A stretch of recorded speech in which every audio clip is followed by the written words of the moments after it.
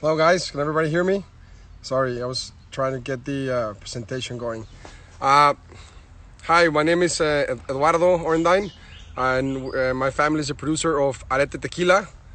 And unfortunately today we couldn't be at the distillery because of everything that's going on with the coronavirus. They're not letting people in and out of towns.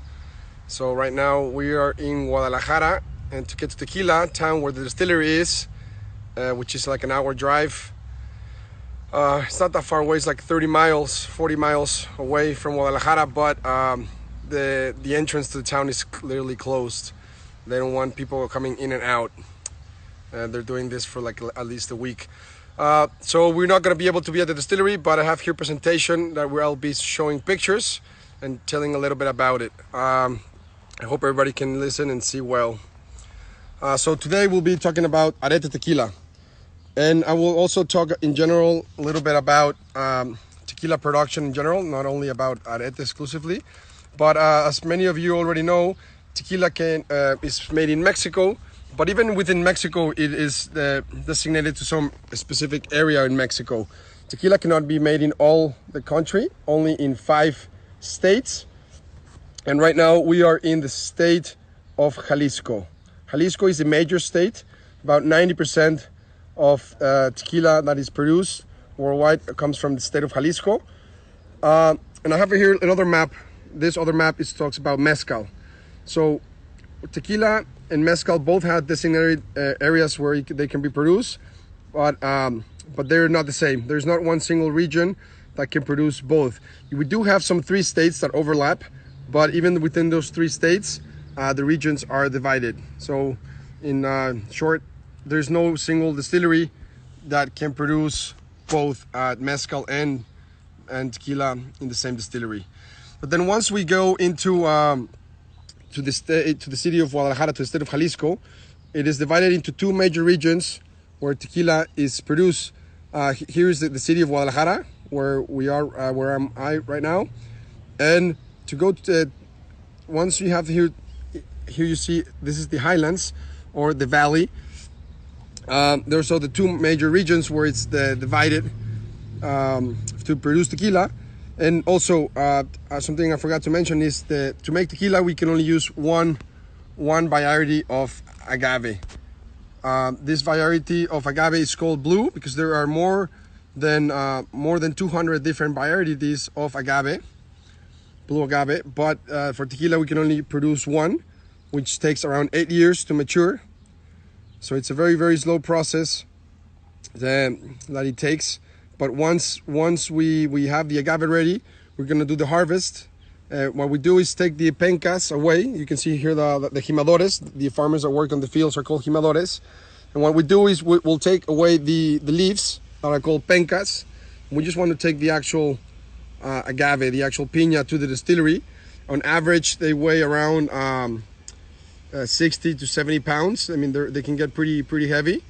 I have another picture here where you can see how they look once the agave is being harvested. So the only thing we're going to take to the distillery is the piña, the agave itself. Everything that we use in Arette is estate grown, so we grow our own agave fields, which gives us a real true advantage right now, especially with the agave situation shortage that we've been facing for the last 2 years. I have here a graph that I want to show you, so you can see how the agave prices have skyrocketed. You can see here right now, 2020 is the highest it is and it's ever been in the last 20-30 years.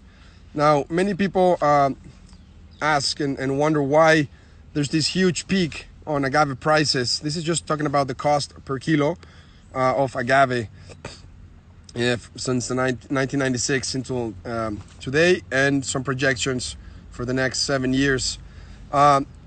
There's obviously been increase of demand of tequila in the last years, and other sources or other uses for agave, like agave nectar and other.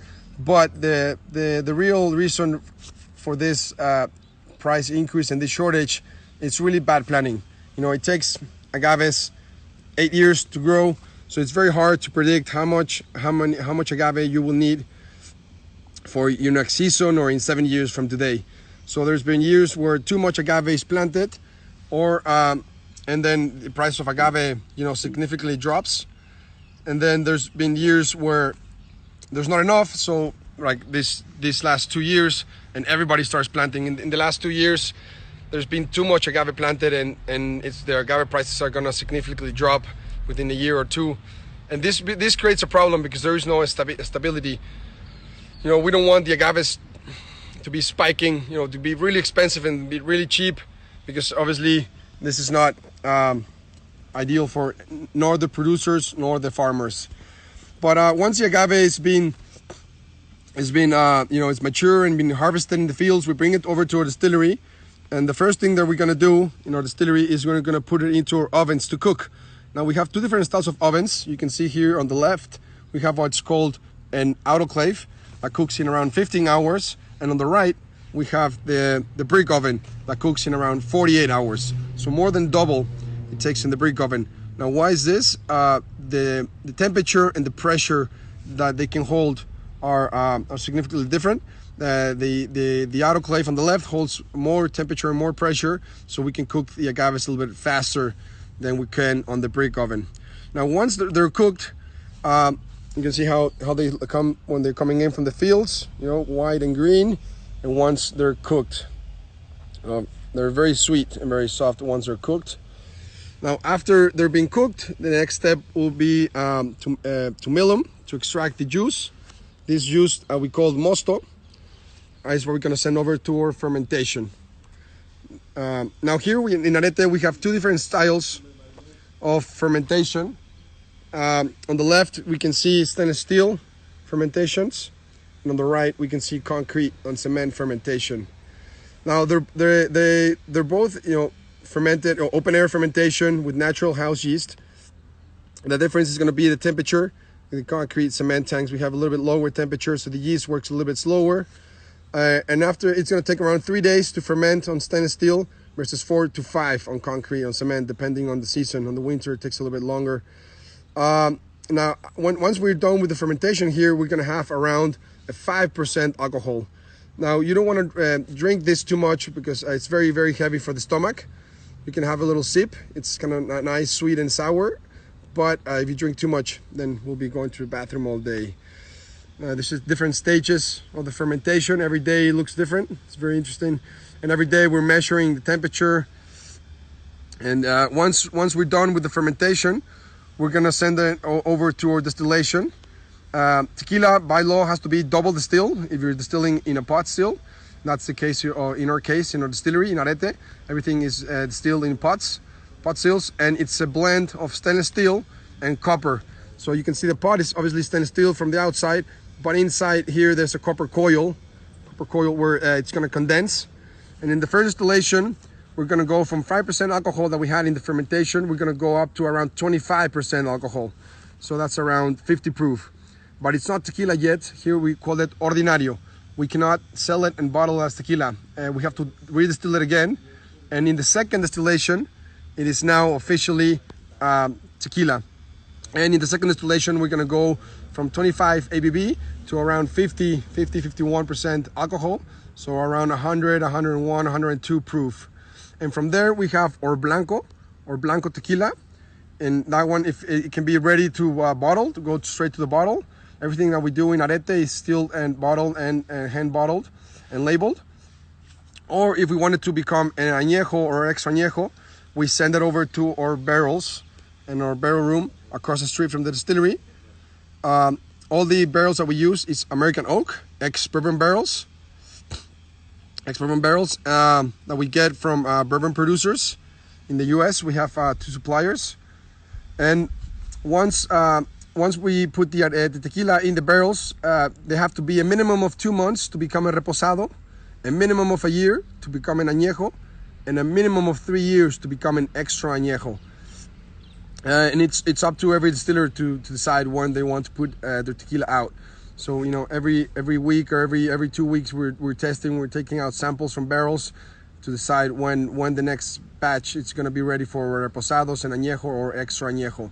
So the only difference between a tequila blanco, reposado, and añejo is just the time that it has spent in our barrels. Here you can see in the picture, these are the master distillers, Jaime on the left and Eduardo on the right. They're the two brothers, and they're the master distillers in Arette.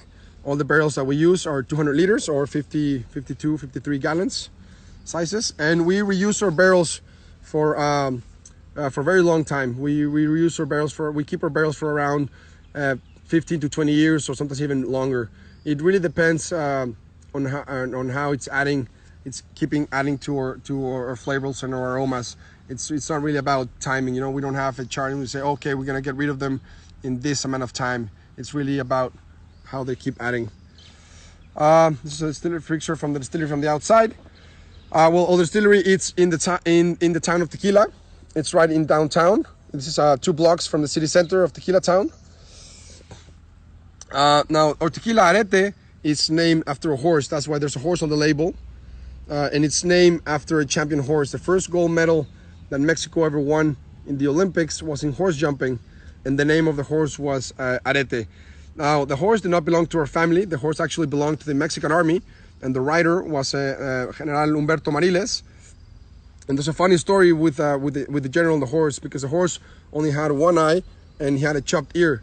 So when the general wanted to take Arette to the Olympics, the president of Mexico at that time said, no, you can't take, Arette. He's going to embarrass the country. He's going to embarrass Mexico. Pick a different horse. But the general disobeyed the order, took Arette anyway, and the president put an arrest warrant after the general. So the general was actually going to go to prison when he came back to Mexico. But because he ended up winning the first medal that Mexico had ever won in the Olympics, the president had no other than to forget about it, forgive him. He was pardoned. And actually, now there's a statue of the horse and the general in Mexico City built for them.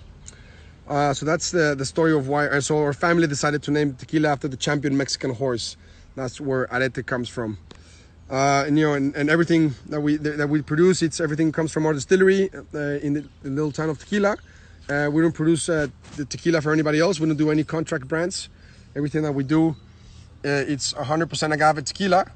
And I say this because there are other types of tequilas, mixtos. We don't produce any mixto, which means other sugars can come from other than agave. But everything that we use in Arette are exclusively all 100% agave.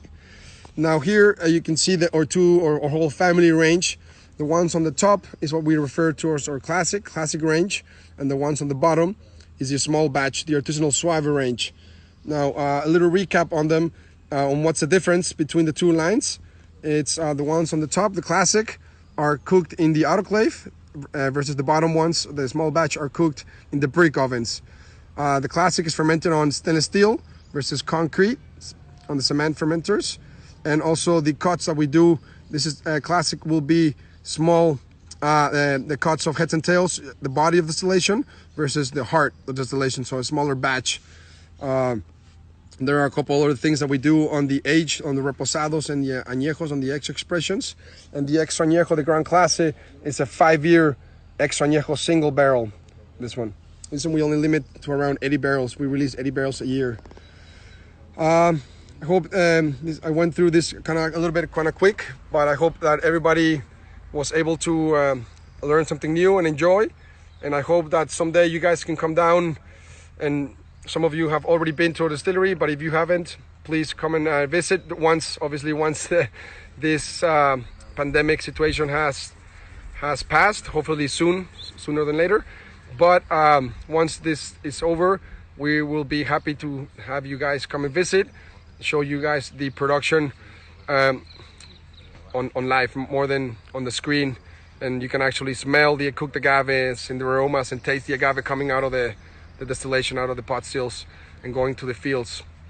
But it was really good being able to share a little bit of what we do with you guys. Hope everybody enjoyed, and I hope everybody's staying safe, and hope to see you all guys soon. All right, take care, and hasta luego. Adiós.